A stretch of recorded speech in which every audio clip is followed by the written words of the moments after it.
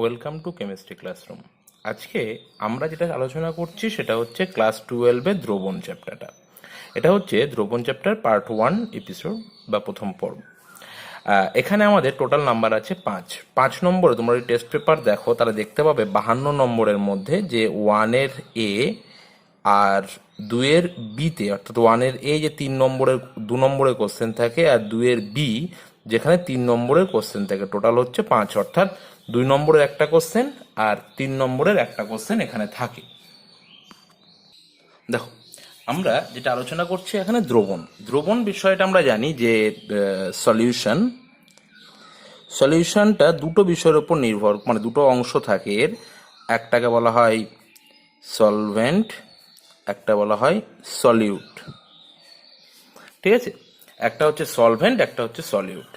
দেখো, আমরা জানি এটা হচ্ছে দ্রবণ আর এটা হচ্ছে দ্রাবক আর এটা হচ্ছে দ্রাব।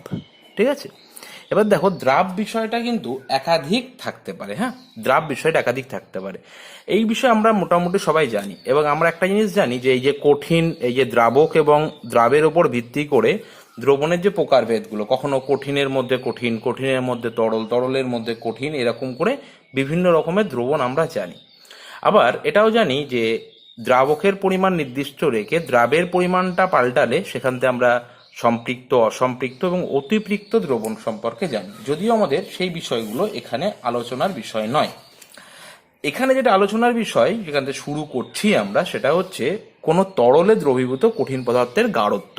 তাহলে আমরা এখানে মেনলি যেটা আলোচনা করছি সেটা হচ্ছে কনসেন্ট্রেশন, কোনো লিকুইডের মধ্যে কোনো কনসেন্ট্রেশন সলিউশনের। ঠিক আছে, গাঢ়ত্ব। দেখো, গাঢ়ত্বের মধ্যে ফার্স্ট আমরা আসতে পারি পার্সেন্টেজে গাঢ়ত্ব, শতকরা।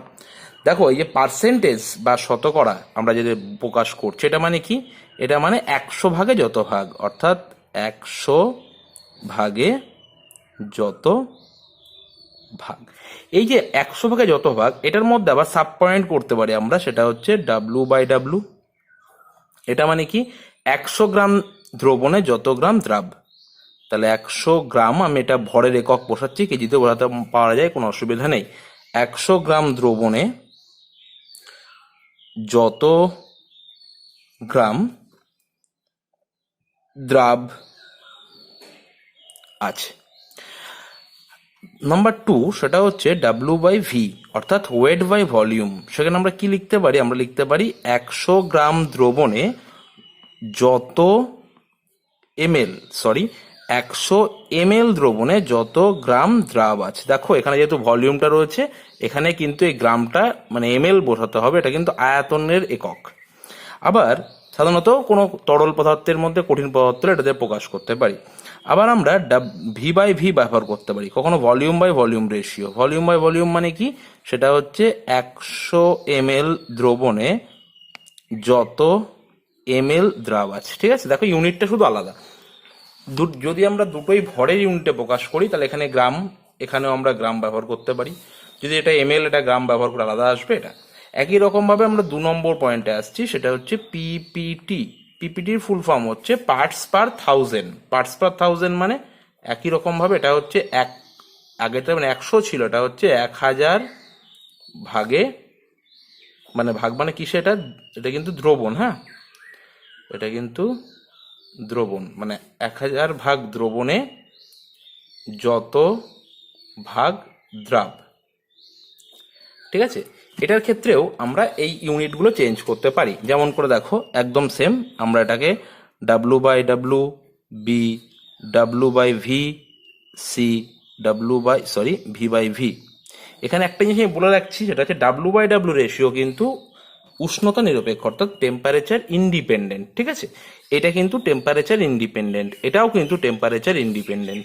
একই রকম ভাবে আমরা আর একটা ইউনিট আসতে পারি, সেটা হচ্ছে ppm, মানে পার্টস পার থাউজেন্ড, অর্থাৎ 10 লক্ষ ভাগে যত ভাগ, এত ভাগে যত ভাগ দ্রাব। আবার বলছি ভাগে বলতে, এখানে কিন্তু আমরা বোঝাচ্ছি দ্রবণে। হ্যাঁ, ওকে। দেখো, তাহলে এটা আমরা এভাবে চেঞ্জ করতে পারি। এরপরে যেটা দরকার আমাদের, খুবই ইম্পর্টেন্ট, সেটা হচ্ছে মোলারিটি।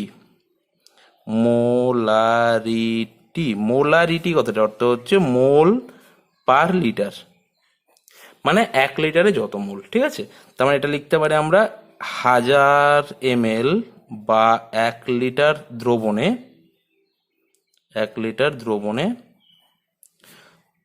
যত মোল দ্রাব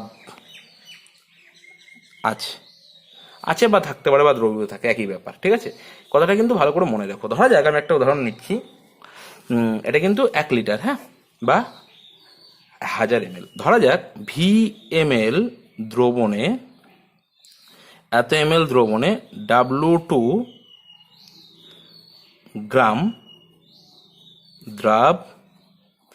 দ্রবীভূত আছে, এটা ধরছি।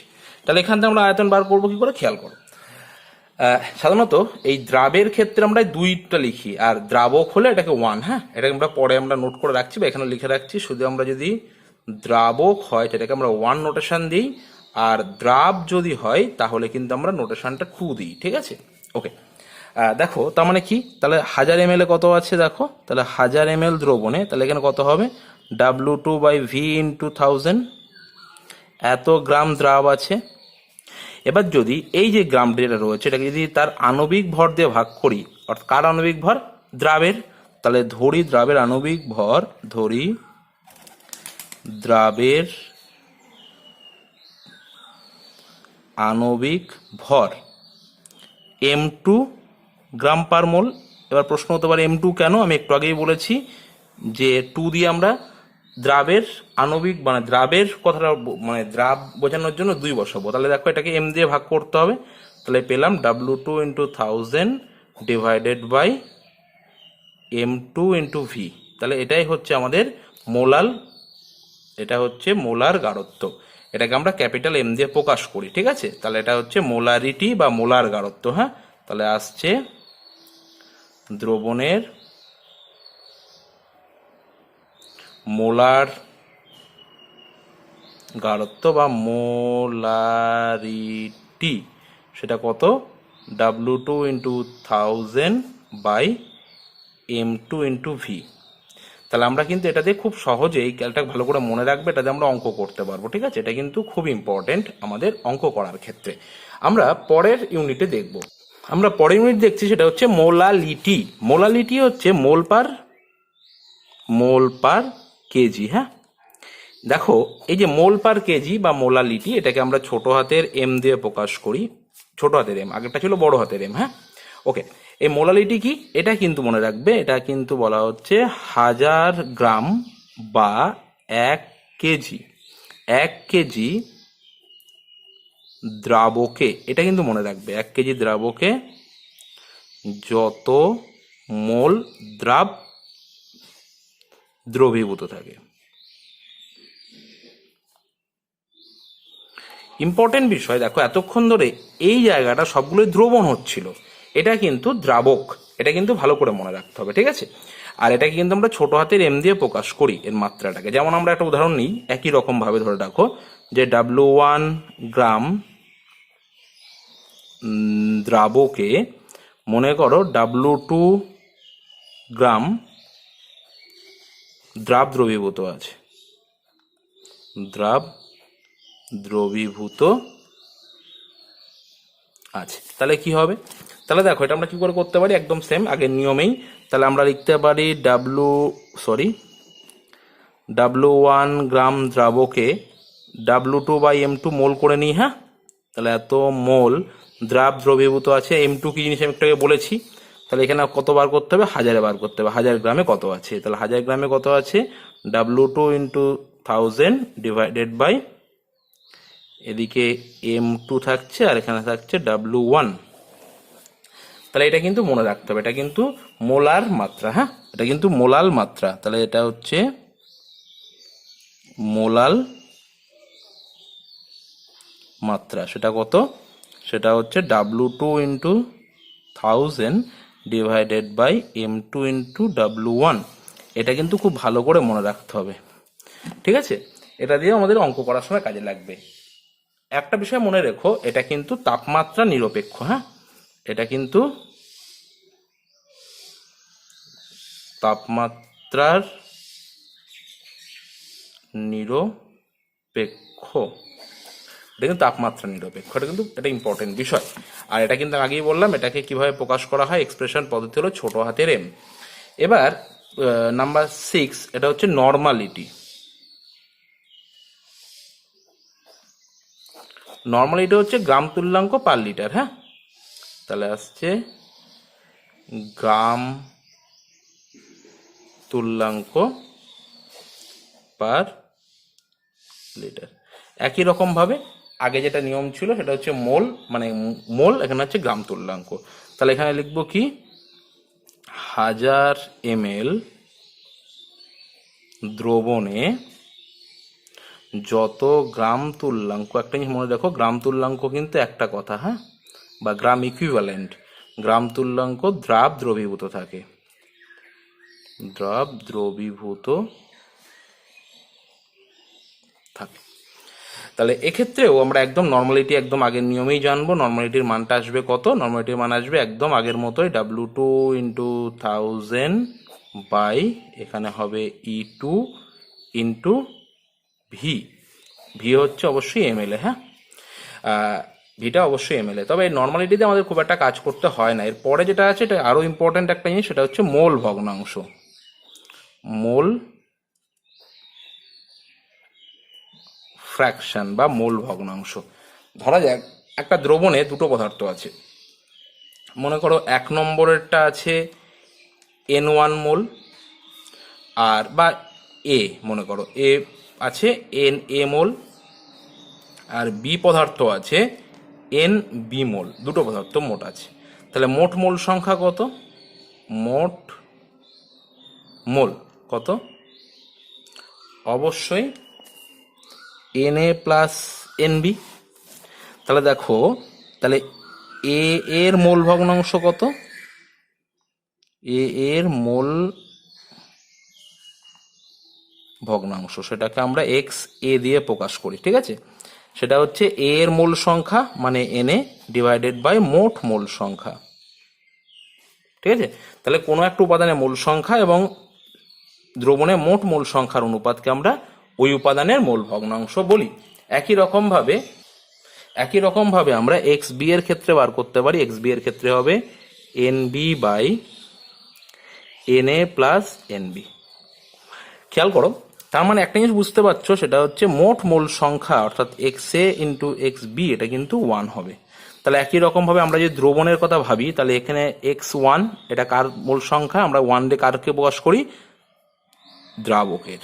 তাহলে এটা হচ্ছে দ্রাবকের মোল ভগ্নাংশ,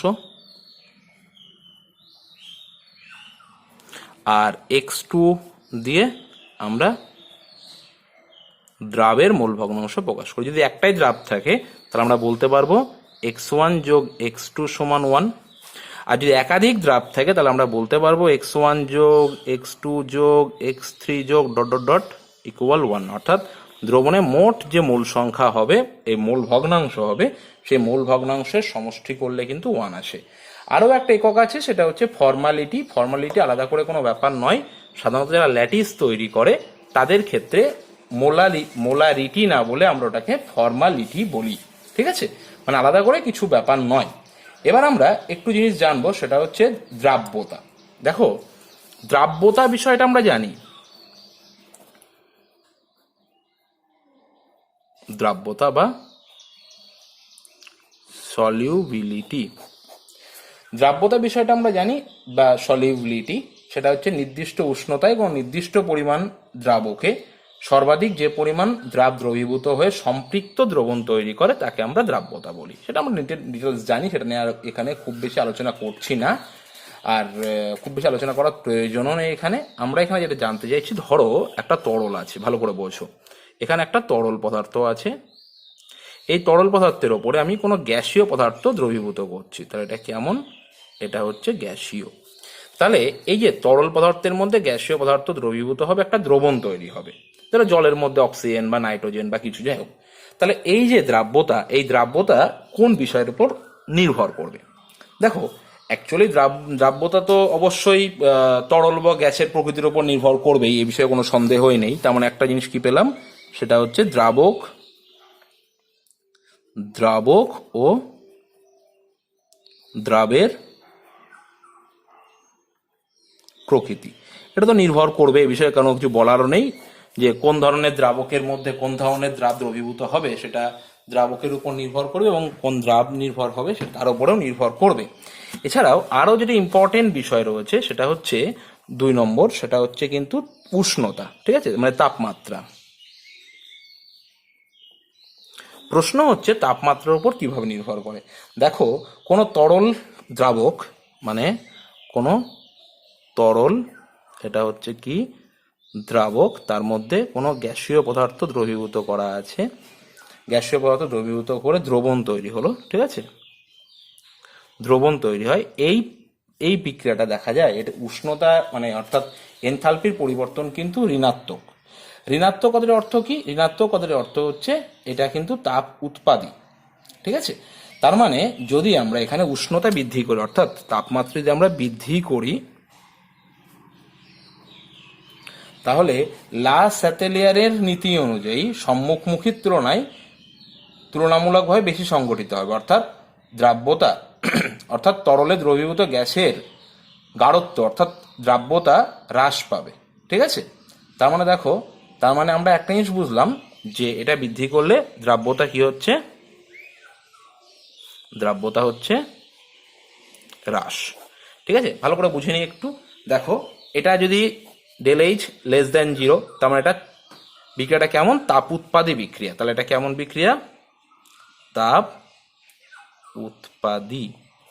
তাহলে তাপ উৎপাদী বিক্রিয়াতে আমি যদি আবার তাপমাত্রা বৃদ্ধি করি, তাহলে আমি আরো তাপ দিচ্ছি, তাহলে কি হবে? তাপ দিলে অনিশ্চয় এই দ্রবণ এইদিকে তৈরি হবে না, কারণ এটা সাম্য অবস্থায় থাকবে। ধরো, তার মানে কি হচ্ছে যে এটা গেলে তাপ উৎপাদী হয়, তাহলে আবার আমি তাপ দিচ্ছি, আবার ওই তাপ উৎপন্ন করবে, তা তো হয় না। তাহলে আমি যদি তাপমাত্রা বৃদ্ধি করি, অর্থাৎ বাইরে থেকে তাপ যোগ করছি বা তাপমাত্রা বৃদ্ধি করছি, যাই বলো না কেন, কিন্তু ও কি করবে? ও সেই তাপটাকে কাজে লাগানোর চেষ্টা করবে, অর্থাৎ বিপরীতমুখী বিক্রিয়া বাড়বে, অর্থাৎ তরল পদার্থের মধ্যে গ্যাসের দ্রাব্যতা হ্রাস পাবে। আর একটা আছে, সেটা হচ্ছে উষ্ণতার প্রভাব, ঠিক আছে। উষ্ণতার প্রভাব তো হলো, এবার হচ্ছে চাপের প্রভাব। চাপের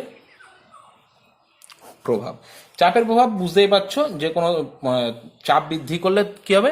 তাপমাত্রা চাপ বৃদ্ধি করলে দ্রাব্যতা বৃদ্ধি পায়, চাপ বৃদ্ধি করলে দ্রাব্যতা বৃদ্ধি পায়, ঠিক আছে। মানে চাপ বাড়ালে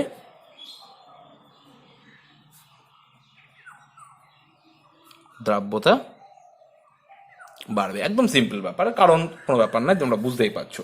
এবার আমরা আসছি হেনরির সূত্র, দ্যাটস ভেরি ইম্পর্টেন্ট পয়েন্ট। হেনরির সূত্র, হেনরির সূত্র কি বলা হচ্ছে? দেখো, একদম সিম্পল ভাবে আগে ভাবো, যে মনে করো এটা কোনো তরল পদার্থ আছে, তাহলে কি আছে এখানে? তরল মানে লিকুইড, আর এর মধ্যে কোন পদার্থ যোগ করছি? সেটা হচ্ছে গ্যাসিয়াস। তাহলে কোনো তরল পদার্থের মধ্যে গ্যাসীয় পদার্থ দ্রবীভূত করছি, অবশ্যই এখানে কিন্তু উষ্ণতাটা কি হবে? স্থির হবে।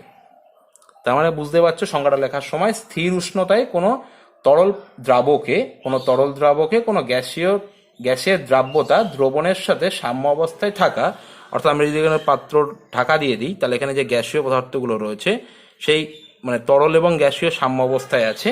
তাহলে এই গ্যাসীয় অবস্থার যে চাপ, অর্থাৎ তরলের ওপরে যে চাপ দিচ্ছে, সেই চাপের সমানুপাতি আমরা বলতে পারি যে মোল ভগ্নাংশ সমানুপাতি কার? প্রেসারের। এটাকে আমরা উল্টো করে লিখতে পারি, সেটা হচ্ছে পি সমানুপাতি এক্স, কারণ আমরা একটা ধ্রুবক নিয়ে আসবো ধ্রুবকটা সুবিধার্থে। তাহলে ধ্রুবকটা আমরা আসবো কে, এবং K H for Henry constant. হ্যাঁ, তাহলে আমরা কি পেলাম? P is equal to K H into, তাহলে কে এইচ কি হচ্ছে? কে এইচ হচ্ছে হেনরির ধ্রুবক, হেনরির ধ্রুবক, ঠিক আছে। তার মানে আমরা হেনরির ধ্রুবক পেলাম। তার মানে একটা জিনিস বুঝতে পারছি যে কে এইচ এর মান যত বাড়বে, আর এখানে আমি কে এইচ এর এককও পেতে পারো, কে এইচ এর একক কি? পি বাই এক্স, ঠিক আছে, মানে চাপের একক বাই মোল ভগ্নাংশ। মোল ভগ্নাংশ একক নেই, অর্থাৎ চাপের একক কি হচ্ছে? হেনরির সূত্রের একক, ঠিক আছে। তার মানে আমরা লিখতে পারি এটা কি? এটা আমরা এটিএম লিখতে পারি বা টর লিখতে পারি, ঠিক আছে। এটাই হচ্ছে হেনরির ইউনিট, এটা হচ্ছে unit of KH. Okay, KH এর একক। এবার দেখো, কেএইচ এর মানের উপর অনেক কিছু নির্ভর করছে। দেখো, কেএইচ যদি বৃদ্ধি পায়, কেএইচ বৃদ্ধি হলে কি হবে? এক্স কি হবে? কমবে। তার মানে কেএইচ যার যত বেশি তার সেই গ্যাসের দ্রাব্যতা তত কম। তাহলে কেএইচ বাড়লে যদি চাপ স্থির থাকে, তাহলে চাপ যদি স্থির থাকে তাহলে এক্স কি হবে, এক্স হচ্ছে কমবে। ঠিক আছে, তাহলে কেএইচ বাড়লে তাহলে যে সমস্ত গ্যাসের কেএইচ এর মান বেশি তার কিন্তু এক্স এর মানটা কম হবে।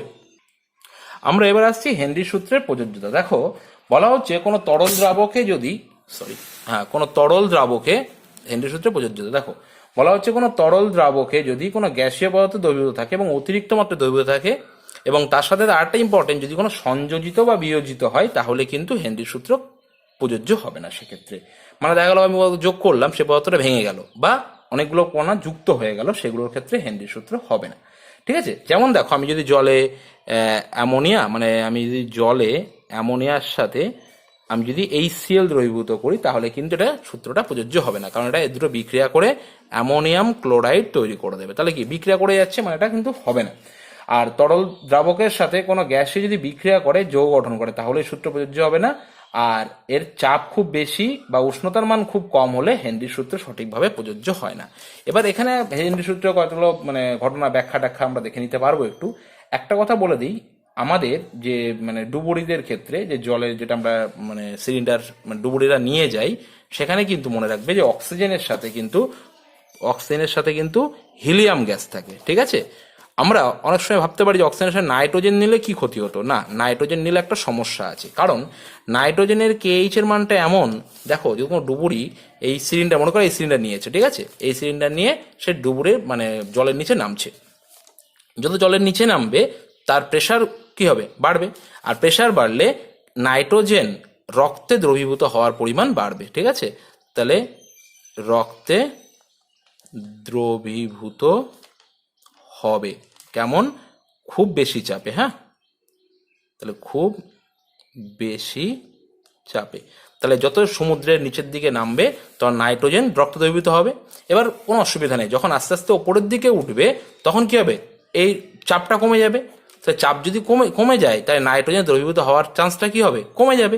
তাহলে যদি নাইট্রোজেনটা দ্রবীভূত রক্তের মধ্যে দ্রবীভূত ছিল, হঠাৎ করে প্রেশার কমে যাওয়ার জন্য সেটা এয়ার বাবলস তৈরি হবে, এবং এয়ার বাবলস তৈরি হলে সেক্ষেত্রে কিন্তু গুরুতরভাবে সেই মানুষটা ক্ষতিগ্রস্ত হবে। ডাক্তারি ভাষায় এটাকে আমরা বেন্স বলি। ঠিক আছে, BENDS, বেন্সটাও ইম্পর্টেন্ট, সেটা হচ্ছে ডিকম্পোজিশন সিকনেস। ঠিক আছে, এর জন্য কিন্তু ডুবুরির মৃত্যু পর্যন্ত ঘটতে পারে। সেই জন্য আমরা এর সাথে তুলনামূলকভাবে যেটা মেশানো হয় সেটা হচ্ছে অক্সিজেন এবং হিলিয়াম, এবং অক্সিজেন থেকে ওই মেনটেন করা থাকে 20% আর হিলিয়াম থেকে 80%। ঠিক আছে, যে এই রেশিওতেই মেনটেন করা থাকে, নাইট্রোজেন কিন্তু কোনোভাবে নেওয়া সম্ভব নয়। তার মানে আমরা আজকে যেটা আলোচনা করলাম সেটা হচ্ছে 2 নম্বর চ্যাপ্টার, যেটা আমি বললাম 2 নম্বর চ্যাপ্টারে 2.5 পর্যন্ত, অর্থাৎ 2.1 থেকে 2.5 পর্যন্ত। তাহলে এই চ্যাপ্টারের মধ্যে থেকে আমরা কি কি পড়লাম, ফার্স্ট হচ্ছে দ্রবণ কাকে বলে, সেকেন্ড হচ্ছে দ্রবণের প্রকারভেদগুলো, এই কঠিন তরল কঠিন এগুলো দিয়ে, আর দ্রাব্যতার বিভিন্ন একক পদ্ধতি, শতকরা মাত্রা, পিপিটি, নর্মালিটি, ফর্মালিটি, মোলালিটি, মোল ফ্র্যাকশন, এগুলো সম্পর্কে, হেনরির সূত্র, দ্রাব্যতা কোন কোন বিষয়ের উপর নির্ভর করে, বেন্স কি, এই রকম কিছু আলোচনা করলাম। ঠিক আছে, তাহলে এই বিষয়টা আমরা আলোচনা করে নিয়েছি।